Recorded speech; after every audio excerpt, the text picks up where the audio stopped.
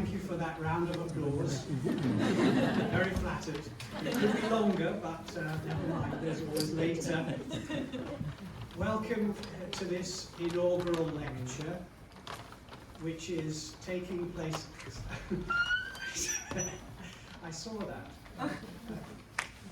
Which is taking place from the School of Medical Sciences. And for those of you, relatives and loved ones, the School of Medical Sciences is just one of 3 schools which make up the Faculty of Biology, Medicine and Health. We like to think it's the best school, but we can't say it because the other 2 schools will be upset. We have 6 divisions, and this evening we celebrate the promotion to Professor of one of our academics in the Division of Cardiovascular Sciences. That is one of... Do what? Best division. You may think that. I have to be impartial and neutral, but yes, it's the best division.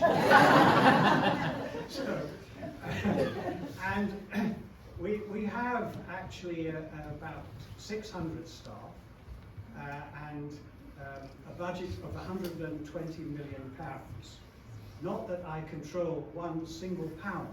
The Dean helps himself to all the money, even though we earn all the money as the best school in the Faculty of Biology and Medicine. Cardiovascular research is on a roll.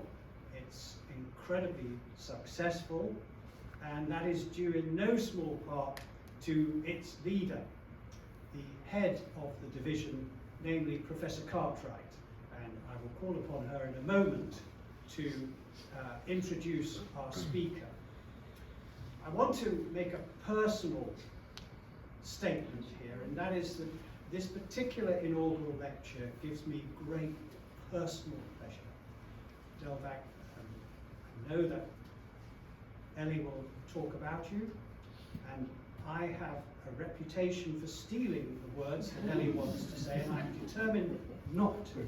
But it does give me great personal pleasure to be here. It's a great honour to be present at your lecture. Do come in. We'll be taking a late register in a minute. So, I think that's enough. We want to hear from the head of division and the speaker. And so I would like to call upon Professor Cartwright to introduce our speaker. Thank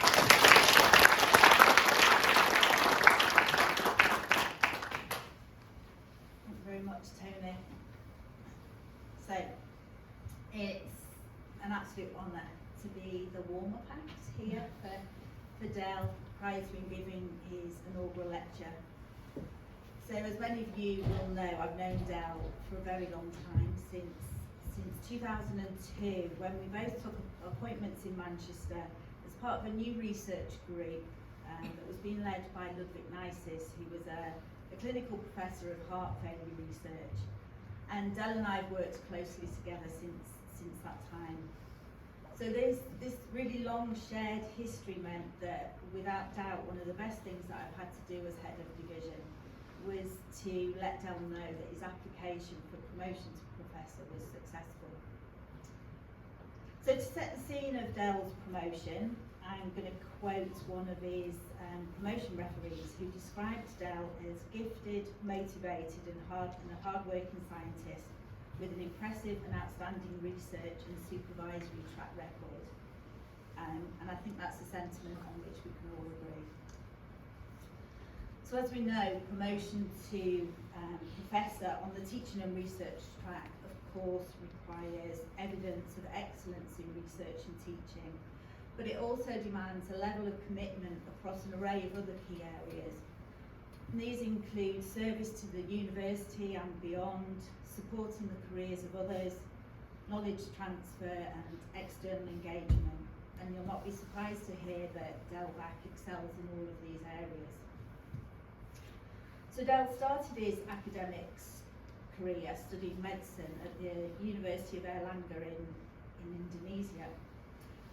But he was then bitten by the research bug, and so he headed to the University of Queensland to conduct his PhD. Having completed his PhD, he made what seemed like a rash decision to leave Queensland. So reportedly they have over 300 sunny days a year, and travel halfway around the world to Manchester, which we all know is the official rain capital of the UK, as it's proved today. So I think Del's original plan was to be in Manchester for a few years and then return to Indonesia. But Manchester and the research that he could do here got under his skin. So 22 years later, thankfully, he remains here in Manchester. His research throughout this time has focused on understanding the molecular mechanisms underlying cardiac remodelling that's associated with the development of heart failure. And his initial work focused on local calcium signalling in the heart, regulated by the plasma membrane calcium pump. And then this developed over the years into his current studies, looking at the role of the hippo-signalling pathway in cardiac regeneration and cell reprogramming. So the key thing about Del's research is the clear translational potential and the impact that it can go on to make. And this is really exemplified by his current British Heart Foundation programme grant, looking at how we can then target that hippo pathway to control adverse cardiac remodelling in disease.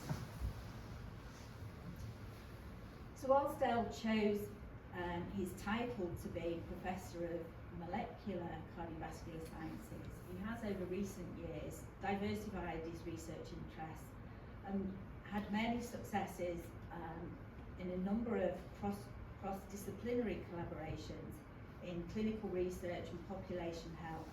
So extending beyond molecular biology of heart failure and including diseases such as COVID-19.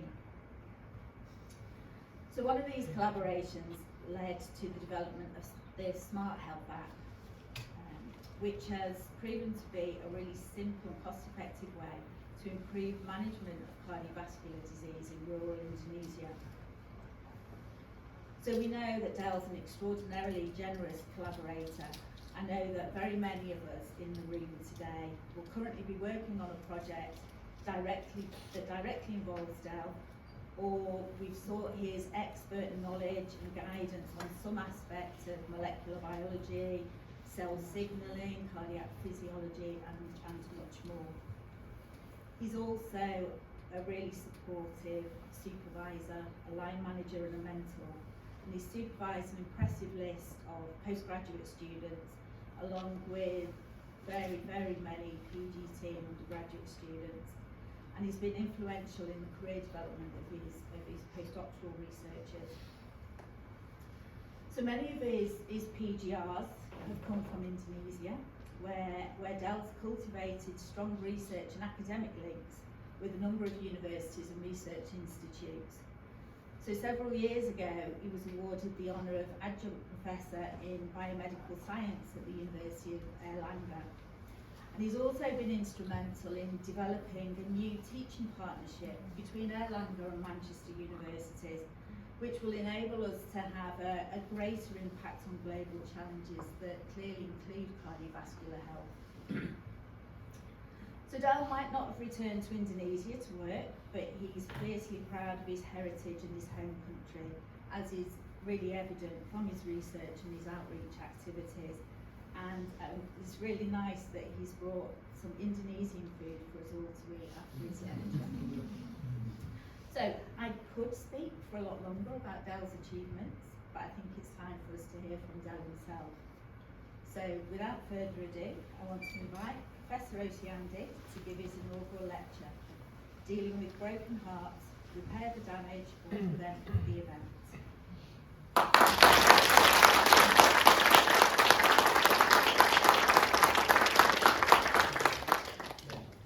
Thank you, Ellie. Thank you, Tony. Thanks, everybody. Thanks, colleagues, family, and friends. What a day for me. I'm very nervous today because the first time I speak in front of two of my kids. So yes, I think it's beyond my wildest dream to be here, stand up, give lecture with this dress. But yes, so it was a remarkable journey from, as Ali said, 22 years ago. I started working here. So I would like now to share a little bit of journey that I have done here. Hopefully this works. No? Okay. I'm sorry, so I think it has to be restarted again. Right. So I'm going to share a little bit of my research journey in the past probably 20 years on, as Ali said, research on heart failure. Many people say that as a broken heart syndrome. So for everybody coming here, because the title is about the other broken heart, I'm sorry about that. But this is about the heart disease. So I'm going to start by sharing my journeys. Probably start from this place in Indonesia. So I grew in city called Surabaya, which is here in Java Island. So I was there and completed my medical training in Erlangga University. And then normally at that time, the medical graduates normally wants to be a clinician, go to the clinical practice and so on. But at that time, I was very lucky. I've got an opportunity to become to work in Eijkman Institute. This is one of the best research institute in Indonesia at that time. And I was just a very non-experienced medical graduate, but having a very good interaction with, at the time, the best scientists in molecular biology in Indonesia. So not long after that, I think it's only 1.5 years, I've got the opportunity to go to Australia, because I got scholarship from Australian government and also from the University of Queensland to undertake a PhD at Institute of Molecular Bioscience in Queensland, in Brisbane. So yeah. About 4 years later, and it was a very big success, because I not only got my PhD, but I also got wife.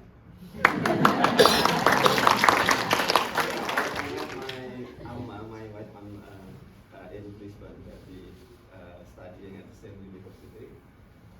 Then after that comes the long journey to UK.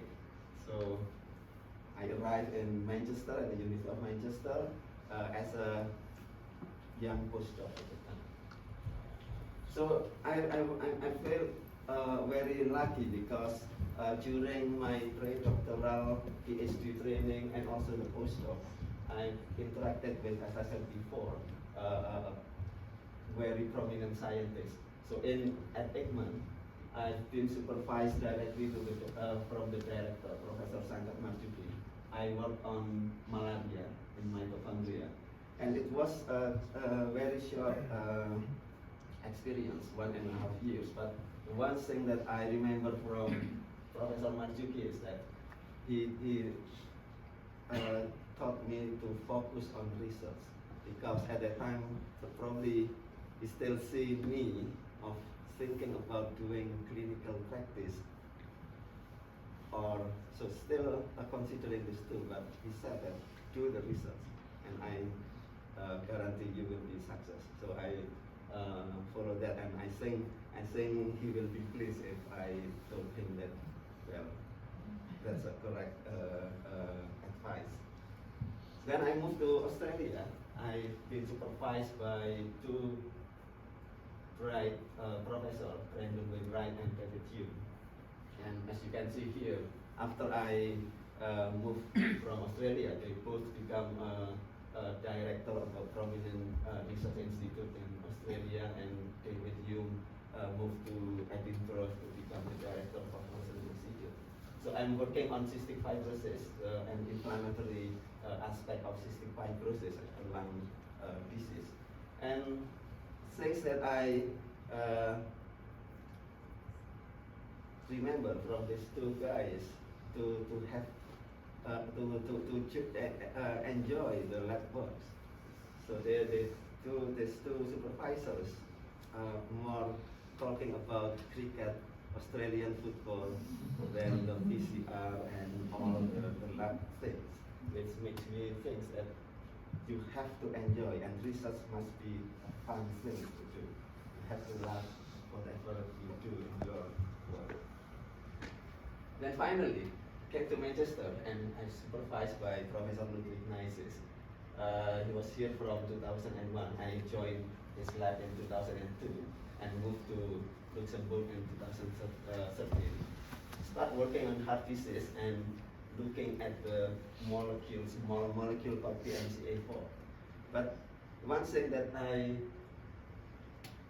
learned from Ludwig is have to work hard, always fight to success, which is in a positive way. And I learned a lot to always work hard, fight, dealing with the editorial board, reviewer, grand final committee. That's what I learned from him. So these three words, focus, fun, and fights, always come to my mind when I start my independent research. So I guess this is enough supervisor, because if I've got another supervisor, I've got another effort. Anyway, this is the one I start my research journey now. I started in Ludwig's lab, and Ludwig said, please investigate the role of a small molecule called PMCA4 that's located in the membrane of heart cells. And in 2001, he said that the function is not clear. And I worked with fantastic team, with Ellie, of course Ellie is here, Judy Williams, Angel Angkrisira, and Mike Emerson. They are both move on to the different university, but Supalmin and Flo still run, and we are very, very a good team. And at the end, about the end of my postdoctoral time, it's become like this. The molecule is not a single molecule, but it's very complicated with a complex interaction with other molecules. So this is one important thing that I learned during my postdoctoral time, is that I learned that what scientists do is to make something simple become complicated. So that's as you can see here. But that's not the only major thing that I have learned in terms of my postdoctoral time, because at the time, this is the main thing that I learned, is I understand that the research question in the heart disease that we need to solve. So I learned at the time that actually there is a long process from the start of disease, in this case is the cardiovascular disease, until the end point, which makes the organ fail to function properly. So we call it the cardiovascular event, and at the end of the end point of the disease is heart failure. And the example of cardiovascular event, the most frequent one is heart attack and hypertension. And as you can see here, hypertension affected 1.28 billion adults globally, probably almost half, 30–40%. And heart attack is really, really frequent in countries like US and UK. So no wonder at the end of the disease, this will contribute mostly to the death globally. So as you can see here, the death due to cardiovascular disease is twice as much as death due to cancer. So in the middle of it, there's a process which we call remodeling, pathological remodeling, artificial or whatever we call it. But the important thing is that the heart changes the shape and also the function. It becomes bigger, dilated, and finally lost the contractile ability. And we normally say this, normal is healthy heart, and failures become broken heart. So what I learned from the first several years of my time here is, this is important process, and can we stop this process? Can we repair or prevent the broken hearts if somebody's got the heart attack or hypertension? So then, when I completed my postdoctoral time, as I said before, we end up with this complex system of molecules in the membrane of the cardiac cells. And then at that time, I have to start my own lab, my own research, which is budging away from my supervisor. So one thing that comes to me is this molecule, RAS-SF1, which is coming together with another molecules that controlling calcium. RAS-SF1 is known as a tumor suppressor genes, which is a genes responsible normally to regulate or causing cancer. So the question is, how on earth these tumor genes happen to be in the heart? So as you know, in tumor development, we've got two things, tumor suppressor and oncogenes. Tumor suppressor function to suppress the growing of cells, uncontrolled growth of cells, and oncogenes is promoting that. And it has to be a balance between these two. And if not balanced, then the normal cells can grow to cancer. But why the oncogenes and tumor suppressor is in the heart? So the hypothesis is that maybe tumor suppressors and oncogenes have something to do in the process of remodeling from cardiovascular event to heart failure. And one thing that come to my mind at the time is it should be, or it must be, regulating the growth or enlargement of the heart. So I brought this idea to a British Heart Foundation as a proposal, and I was very lucky. So BSF was very supportive, and I've got the intermediate fellowship that gave me opportunity to develop my own research, my own laboratory for 5 years. And the idea is to understand how tumor suppressor and oncogenes regulate cardiac or heart growth. And one of the highlight finding is the RAS-SF1, of course, and this is heart from mice. If we remove the RAS-SF1 gene and then apply a pressure, you can see that the heart exploded. It's very big. And if we look at the heart cells, you can see it's a lot bigger than normal mice. So from there, I think at that time, I think we've got something really, really good thing as a basis of my next phase of my career. But there's a lot more than enlargement of the heart actually. During the process from cardiovascular event to heart failure, which mainly the other cause of the cardiovascular events other than hypertension is heart attack. So following this adverse event, there's a lot of things happening other than enlargement of the cardiac cells. And one major thing that happening is cell death. For example, here, heart attack caused by blockage of coronary artery, and because of this block, some area of the heart lacks supply of oxygen, and nutrition. And if the cell death, then it will also induce inflammation, scar formation, and so on. And this because one important thing in the heart is the heart, human adult heart is unable to regenerate, and that's causing a lot of further damage because of unable to repair and finally heart failure. So then I was saying at the time, at the end of my fellowship, maybe I can have more interesting research by exploring how to fix this damaged heart following heart attack, because the heart is unable to repair, and not only focusing on enlargement, while not focusing on regeneration.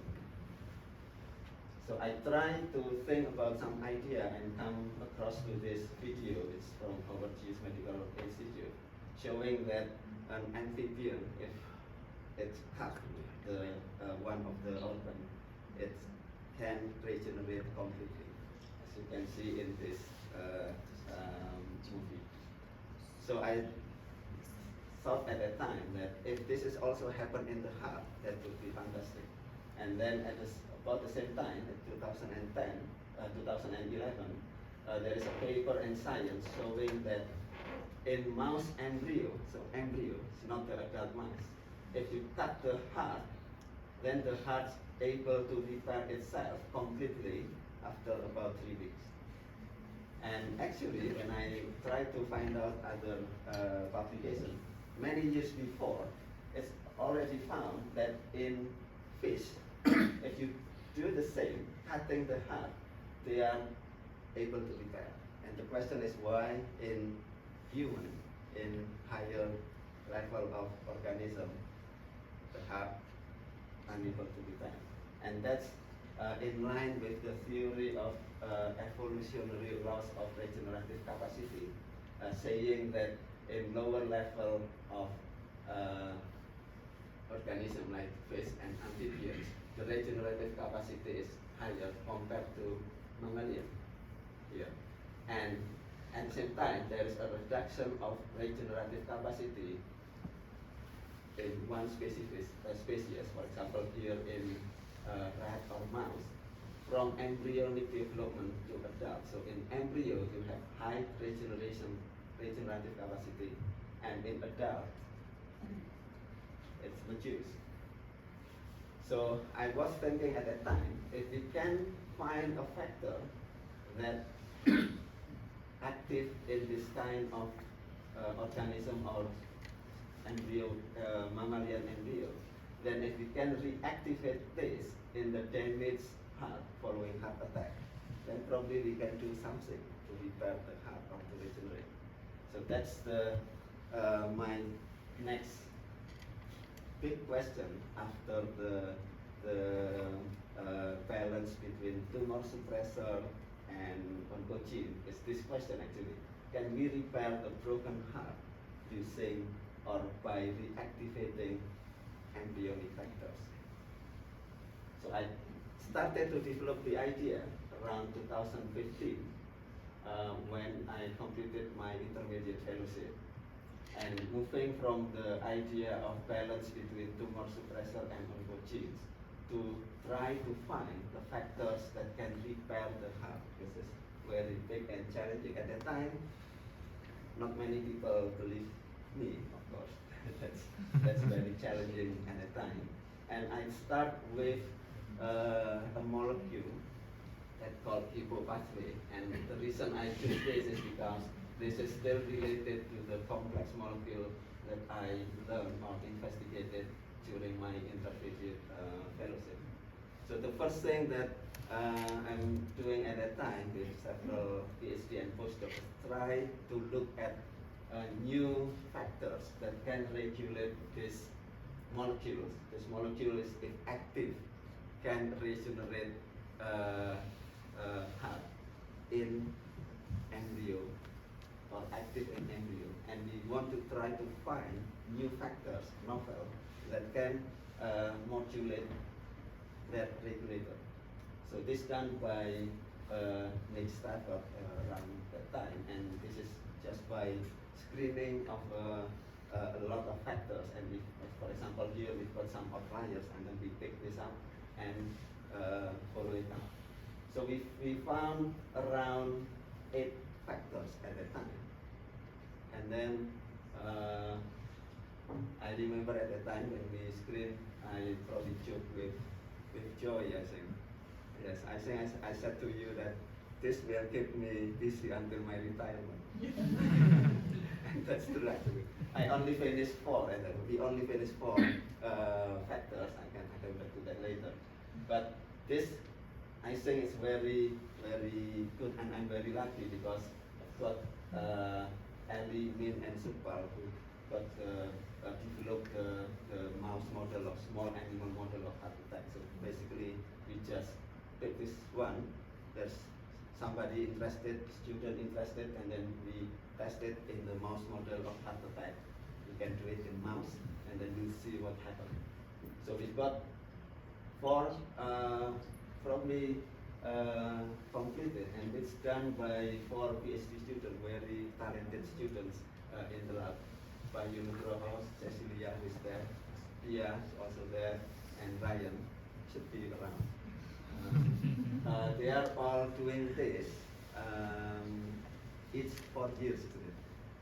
So if I'm doing it alone, it takes maybe 16 years, which is really great.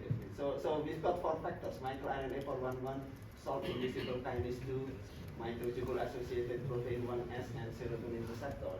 And we modulate this factor and see how it goes if the heart in mice, of course, subjected to heart attack. And the way we look at it is to look at the blue area here, which is the scar area, the damaged area in the heart. And I hope you can appreciate the reduction of the blue area here in the treated one, and also here. And it's about probably 50% improvement. And here probably is not very significant, but the trend is there.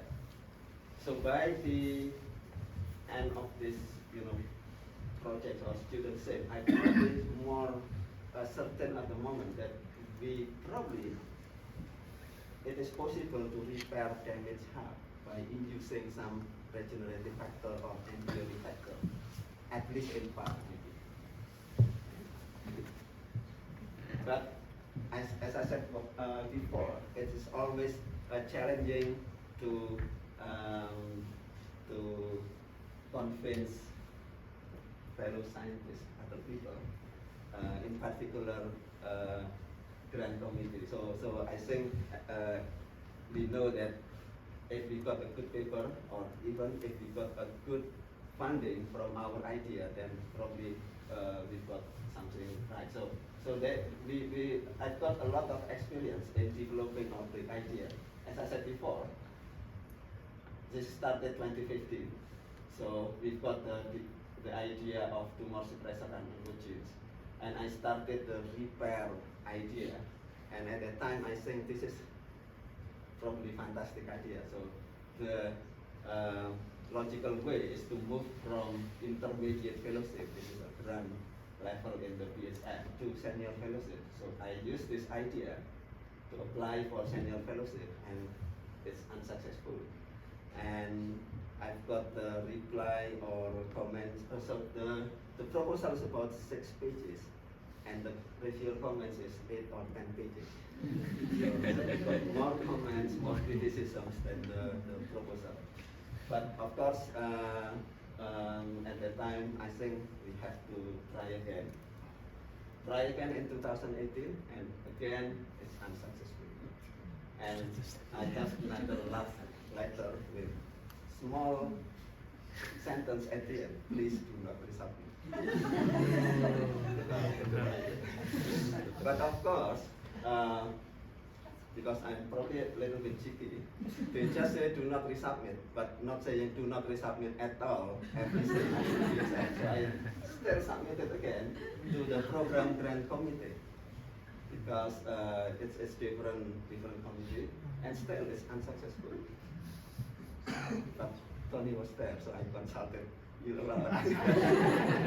Tony is one of the member of the committee, and I think you said that, well, resubmit again because it looks like they want your idea. And finally, got it.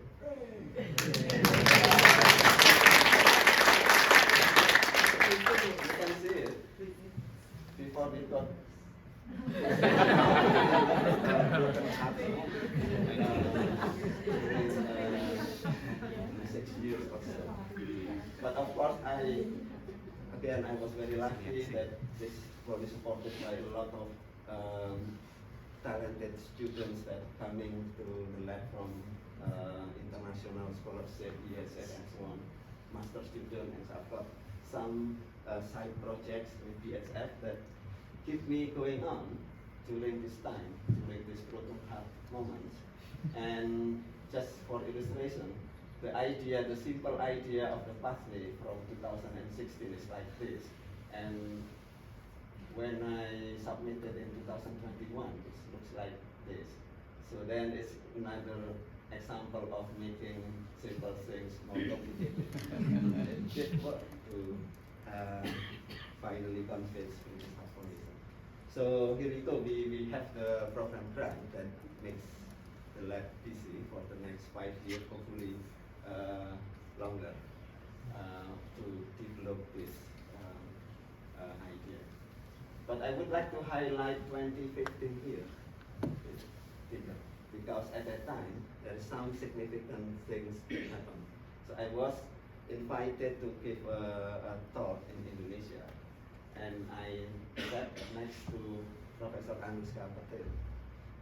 We both invited to the same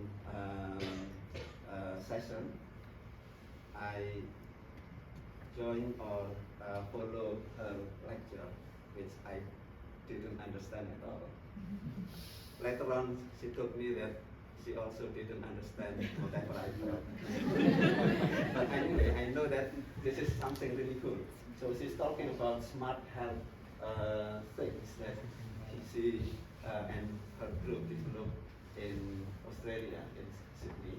So basically, it is a community things to enable early detection of cardiovascular disease in the community. So basically, they empower community health workers, non-medically trained, and combined with mobile health technology to speed up or to improve early detection, prevention monitoring in the population. So at the time I know that is good, and because I also met my former supervisor, Professor Sangat Masjid at the time, and said that you have to have a collaboration from this conference because he organized it. Otherwise, I'm not going to invite you again. So then I said to Anuska, shall we talk again? Maybe you would be interested in doing the trial or research of smart health in Indonesia, and she said yes. And then I'm back to Manchester. I started to panic because I know nothing about public health. I know nothing about community things, but I know people who knows that. So here's Dr. Ambu Bolon and Dr. Asri Maharaj. She's around. Yeah. So it's in Manchester, and we speak together. I introduced them to Anuska, and we quickly form a really efficient way, international collaboration, multidisciplinary, and so on.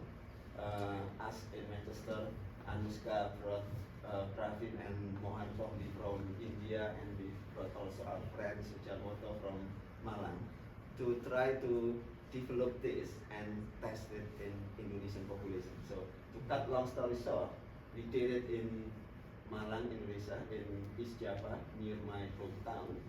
And we first started screening and found a really disturbing number actually. So the number of people from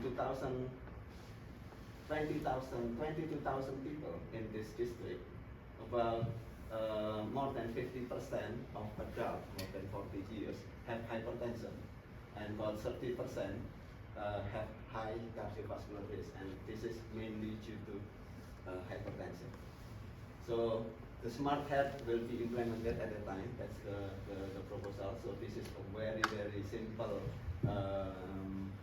design to baseline survey, which is this, and then intervention, and then final survey at the end. And basically what smart health doing is that because people with high CVD risk or hypertension in area like this probably have some distance to get primary health care, and there is a lot of geographical handicap as well, like have to cross the river or the mountain and so on. So smart health will bring this closer by empowering non-medically trained health workers and equipped with some technology. So basically that's what they are doing: screening, health check, referring to the doctor, and follow up and monitoring. And after 1 year, this is what we've got. This top one is in the smart health villages or the intervention, and bottom one is the control. So this is the number of people use antihypertension medication. Before is 40% and up to almost 60%, and it's not happening in the control. And this will reduce the blood pressure by 18 millimeter mercury, and if in control is reduced by 9, and if you control it as a placebo, that's probably about 9 to 10 reduction of blood pressure in this community. And then the calculation at that time is this effect will prevent 1 in 3, so 30% of people to get cardiovascular event, stroke or heart attack. So if you have 3 high risk, 1 will not get this CV event. And this is about this is very remarkable. A few weeks ago, Dindo and Asri calculated the long-term effect and just published it a few weeks ago, that 1 in 3 prevention of cardiovascular event translated nicely to prevention of cardiovascular death after 5 years. As you can see here, the death in villages intervention is reduced by about 30%. So what I have learned from this journey, the first molecular journey, and the second one is community research. So I think actually back to my undergraduate lecture, the process of disease is actually not only the process from the point that you have disease until the organ failed, but there is something happening before. The example that I give to you is about the heart, but there is something happening here before the cardiovascular event. So I hope everybody here is healthy, but we probably somewhere around here, maybe here, maybe here. And if you got the cardiovascular event, there is a process from the event, heart attack, hypertension, until the heart stops beating, functioning. Then I hope you follow me that the first part is about repairing, try to repair this, that's what I did. And the second one is try to prevent this to become a cardiovascular event. Second thing that I learned is the complexity of the research. So we can go down from organ, so organ is the heart in this example, down to the molecular DNA, cell, and so on, and also up to the individual and population. And I've been very lucky because I was involved in learning in both directions. For example, here, learning about interaction between molecule, DNA, and so on. But with colleagues, the public health, I learned about the people interaction, which is really really important, and that's bottom line, the actually importance of basic clinical and also population. I was lucky because I had opportunity to learn about the basic molecular research in trying to repair damaged heart, but also involved in the population level research in trying to prevent the adverse event. And the next question for me is, if this is possible here, and this is possible here, is it possible to do the population level intervention to repair the heart? Or even, can we do something at molecular level to prevent the heart to become heart attack or event? And this is the one that probably I'm start thinking now to become my next question in the next probably 3-4 years. But this one my focus. I will leave to the population scientists to think about how to repair the heart by intervention at the population level. But probably it is also possible. So one model that we are starting now is to try to understand or to try to model the damage of cells if there is something that we can prevent. So as you know, the most important stressor now is metabolic stress, high fat, high glucose, and so on. And this can make the cell damage and cell death. So the question now that we are going to try to find the answers, can we make the heart cell resistant to stress like this? So if we can make the heart resistant to, for example, high fat diet or high glucose, so then it will be good. If we can something at molecular level that can make the heart resistant to this kind of stressor, I think that would be useful.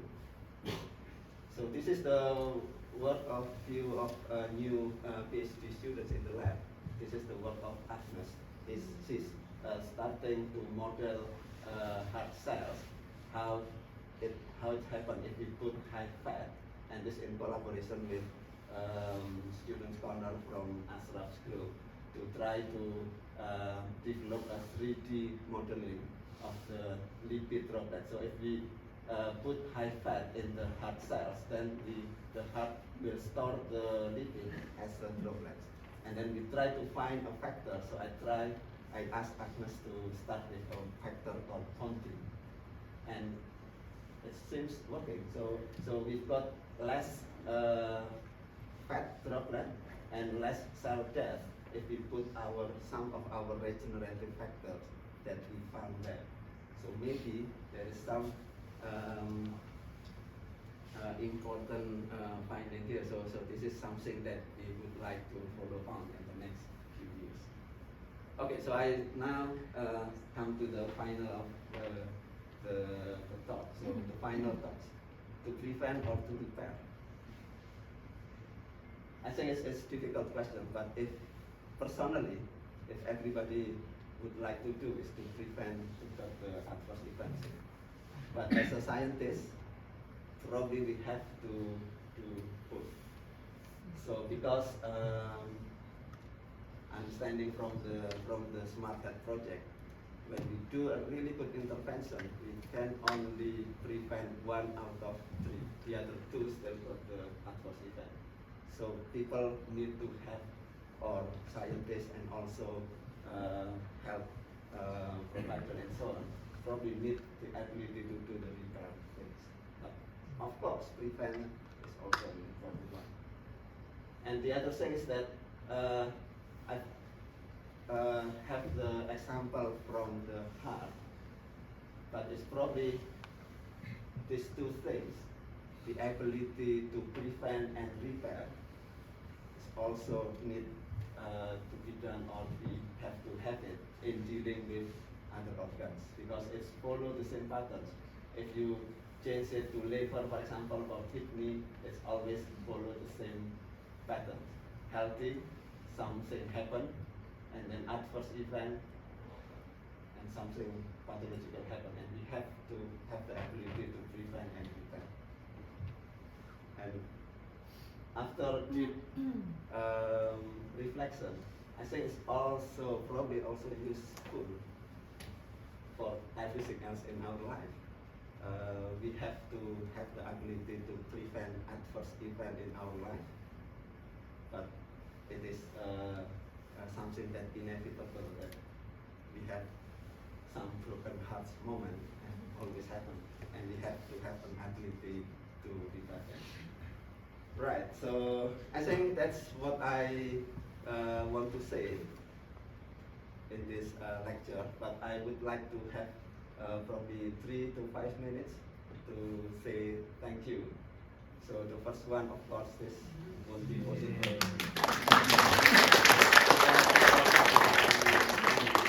So Alma is my wife, of course. She's the backdrop of the family. Without her, probably I'm already back to Indonesia 3 or 4 years after I arrived here. And then Josh and Adelia is probably the reason I keep going at the moment, because they are our future. And that's picture probably 30 years ago. I'm the youngest of the family. This is my late father, my mom, 30 years ago, but now she's 82, unable to travel so far.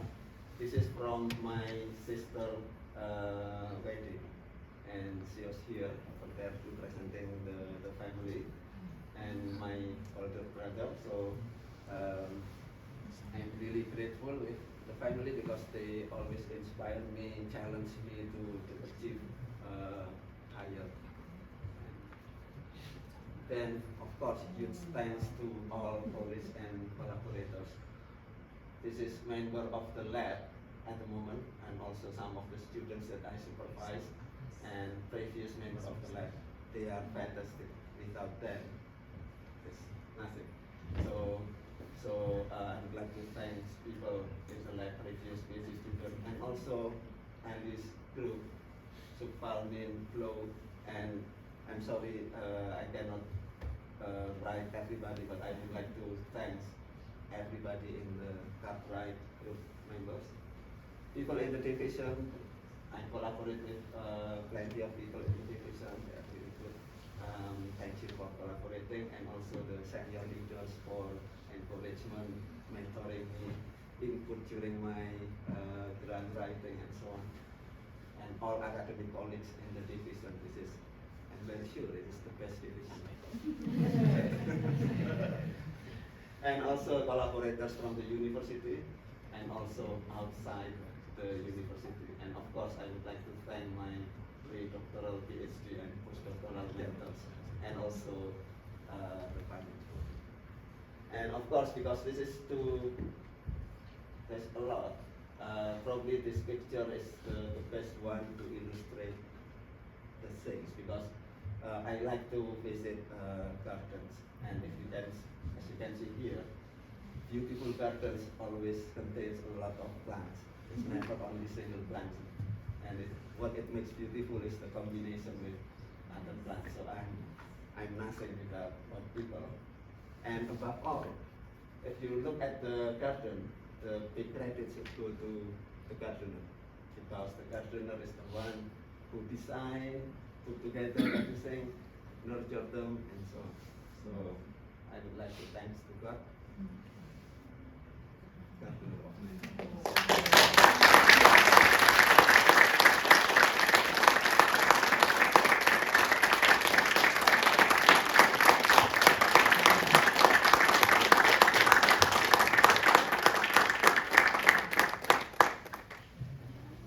Well, Delvac, before I close this lecture, Alma, are you coming up here?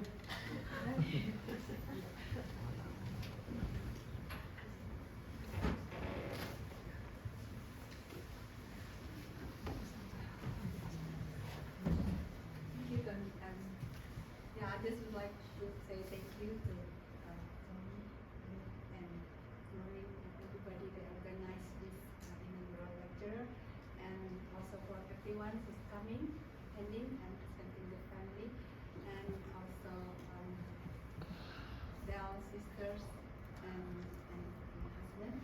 also her mom said something here, so just wonder if we can put it in one of the. Yes. Go, yes. I thought you wanted me to do it. I was scared of terror.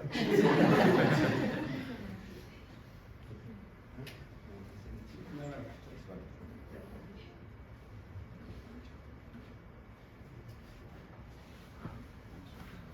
Yes. You're going to do it yourself. This is great. I thought you were the line manager. I never do anything with it.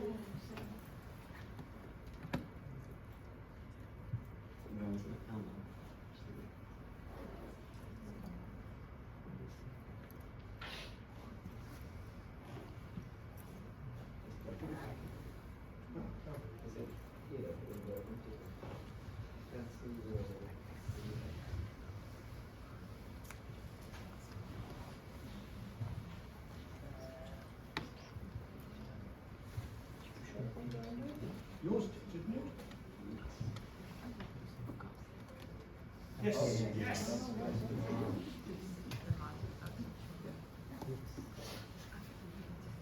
Yes. Here we go.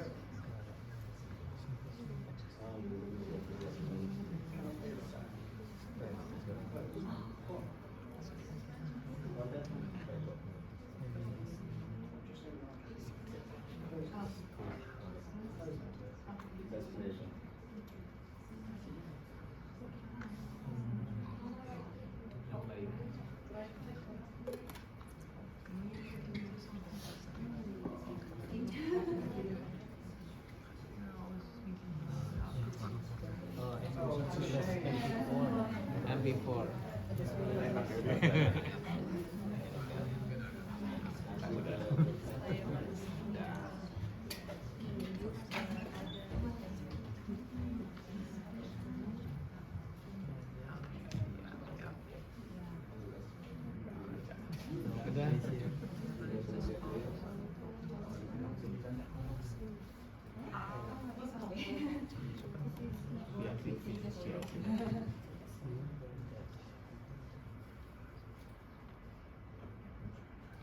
It's very embarrassing because, of course, Adele is in University of Birmingham. I'm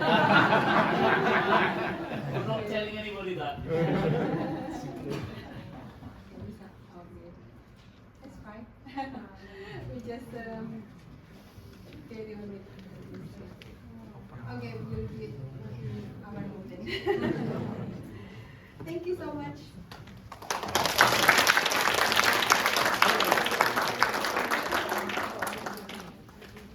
So, Del, we have to close this meeting, but as I said at the outset, it was a deep honour that you were promoted to professor. I think one of the things that I have learned over the 20-odd years that you've been with us is how humble and self-effacing you are. And, I mean, as you put up in that graph, the unsuccessful bids for fellowships, and then the program grant. And I remember going to see you, and you were quite philosophical about it. And I was thinking, you know, most of the investigators that get these knockbacks, they're banging on the table and they're swearing and they're blaming me. And you were going, oh, you know, that's the way it is. And I kept saying, stick it out. Stick it back in. And it will be all right. And thank goodness it was. So it's no mean feat to be promoted to professor in this university. I have to say that Ellie, when she presented the case, I mean, it was overwhelmingly supported. I mean, I'm betraying all confidences in terms of promotions, but it was really a no-brainer at that moment in time. And personally, I know how delighted Ellie was, and she wanted to race back and tell you as soon as the outcome was available. And it really was a delight and an honour to see you promoted to professor. And I mean, this evening you've got all your friends and your relatives and the best division is represented strongly at the back there, which I think is a fair testimonial to how highly you are regarded within the division and the faculty. So congratulations, Delvac, for achieving your professorship in Manchester.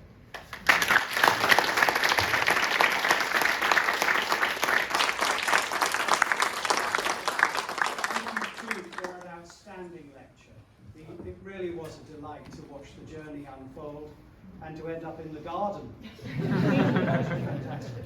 So I now will close this inaugural lecture. Thanks to Professor Cartwright for the introduction and for leadership of the division, and to invite you all next door to celebrate with friends and family and some Indonesian food.